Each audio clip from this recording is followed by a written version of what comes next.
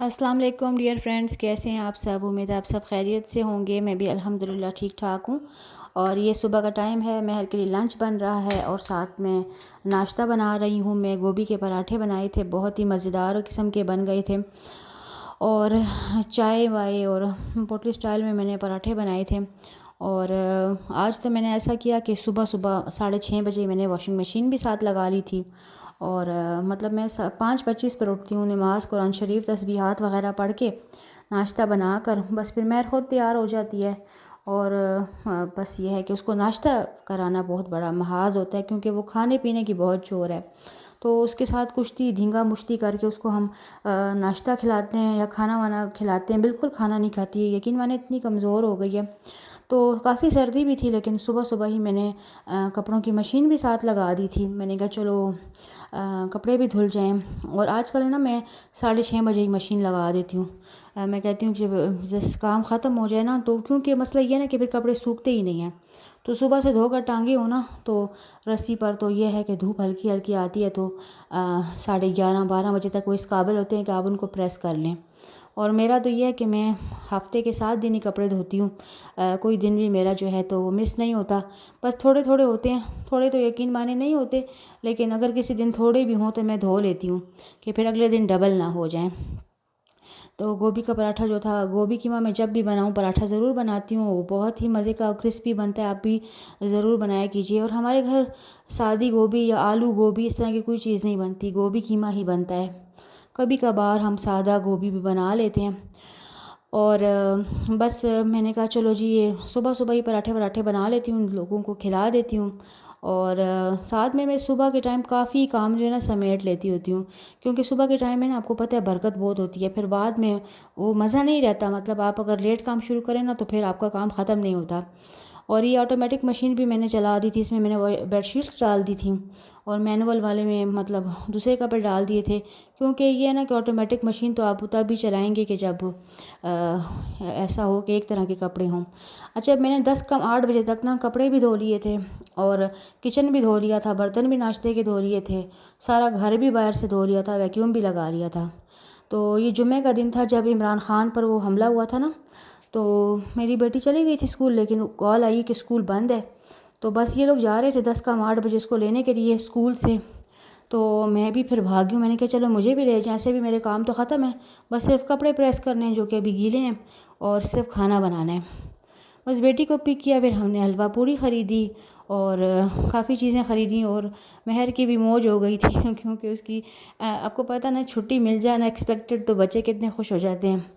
तो हमने रोगनियाँ और पराठे तंदूरी वो भी ले लिए थे, क्योंकि ये हमारे एरिया में मिलते नहीं हैं, ये इधर जिधर महर का स्कूल है ना वहीं पर मिलते हैं।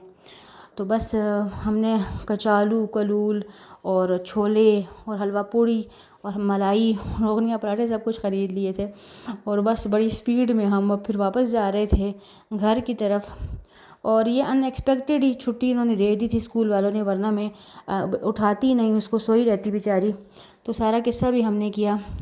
फिर वापसी पर हमने क्या किया कि मतलब 9:15 थे, हम अपने जहाँ घर हमारा कंस्ट्रक्ट हो रहा है वहाँ पर चले गए थे और देख रहे थे क्या हो गया और क्या नहीं हुआ। और कुछ शीशे वगैरह लगे थे तो हम वो देखने आए थे।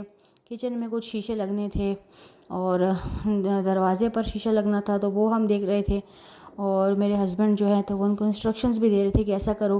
और नीचे वुडन टाइल्स हैं तो उन्होंने इधर लकड़ी का बुरादा डाला हुआ है, इसे कहते हैं चमक आती है टाइल्स पर। और ये देखिए शीशा बहुत ही माशाल्लाह प्यारा लग रहा था लाउंज का। तो मैंने थोड़े से इधर क्लिप्स भी बना लिए थे। और मैं मोबाइल निकालते हैं, मेरे हस्बैंड को बड़ा सा गुस्सा आता है, इसलिए वो बाहर निकले तो मैंने छोटे छोटे क्लिप्स बना लिए थे। अब ये देखिए किचन की कैबिनेट्स को भी शीशे लग गए थे, और कुछ कैबिनेट्स ही शीशे वाली थी तो उनके शीशे रह गए थे। ये देखिए नीचे भी माशाल्लाह से खूबसूरत लग रहे थे काफ़ी। तो इस घर में 3 किचन हैं। तो ये रेड में था, और नीचे वाला बेसमेंट वाला ब्लैक में है, और ऊपर वाला जो ब्राउन में है। तो 3 कलर्स के किचन्स हैं। तो ये मैं आपको एक बता रही हूँ। और किचन की खिड़की से बहुत अच्छी माशाल्लाह से लाइट भी आ रही है। यहाँ पर किचन में लगा हुआ है जाली वाला दरवाज़ा भी, ताकि हवा रोशनी भी आए। और ये रॉक वॉल वाले उनका काम ख़त्म ही नहीं होता। और ये था सैटरडे और हम चले गए थे बाहर, और बड़े मज़े की यहाँ पर बारिश हो रही थी। हमने कुछ चीज़ें बाज़ार से लेनी थी और हम कारखानों आ गए थे, तो यहाँ से कुछ चीज़ें वगैरह हमने लेनी थी। तो मौसम बहुत ही ज़बरदस्त था और सर्दी भी बड़े मज़े की हो गई थी। तो फिर हमने कहा, लेकिन ये है कि फिर बारिश हो ना तो फिर आप बाहर घूम कर भी क्या करेंगे। पर जो सामान हमने लेना था लिया और हम अपने घर आ गए। तो फिर मैंने कहा चलो बच्चों की कुछ चाय वगैरह का बंदोबस्त करती हूँ। तो मैंने थोड़े से सिटे भी बॉईल कर लिए थे और पड़े हुए थे, मैंने मतलब पानी में डाल कर रखे हुए थे, लेकिन बॉईल करने का वक्त नहीं मिला।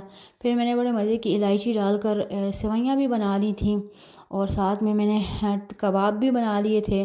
कबाब ये वाले मेरे बच्चों को बहुत पसंद हैं, हर तरह के कबाब वैसे उनको पसंद हैं, लेकिन ये टिक्कियाँ भी बना लेती हूँ मैं। और ये हनी लिया मैंने यहाँ से कारखानों से, और यहाँ पर इम्पोर्टेड सामान मिल जाता है। ये ऑस्ट्रिया की हनी थी, यहाँ से पाकिस्तानी मैंने कितनी टाइप्स की हनीज़ ली हैं लेकिन सब 2 नंबर। तो फिर ये मुझे मिली है ये बॉटल 1000 की, तो मैंने फिर ये ले ली। अल्हम्दुलिल्लाह वो मतलब अच्छी है, कह तो वो रहा था अच्छी ही होगी।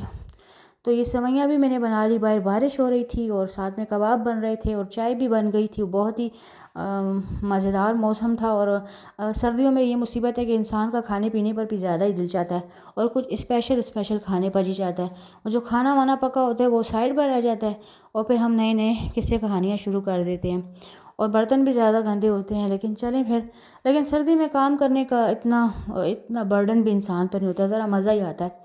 सबसे ज़्यादा जो बर्डन मुझ पर होता है ना वो बच्चों की पढ़ाई का होता है, और ये छोटी ना महर, उसको पढ़ाने का मुझ पर बड़ा बर्डन होता है।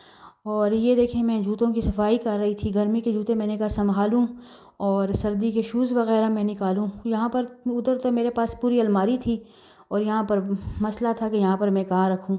तो बस ये खाने वाने चूल्हे पर मैंने चढ़ाए हुए थे, नेक्स्ट डे था। और पंखे मैंने फिर साफ़ किए और मैंने कहा जब सर्दी की सफाइयाँ स्टार्ट कर देती हूँ। मेरे हस्बैंड ने बोला ये तो रेंट का घर है, इसमें भी तुम पंखे साफ़ करोगी। तो मैंने कहा ये भूत जैसे पंखों में हम किस तरह सर्वाइव करेंगे। बहरहाल मैंने पंखे वगैरह भी साफ़ किए और फिर कपड़े धोकर प्रेस किए, जो मैंने आपको बताया मैं डेली ही धोकर प्रेस कर लेती हूँ।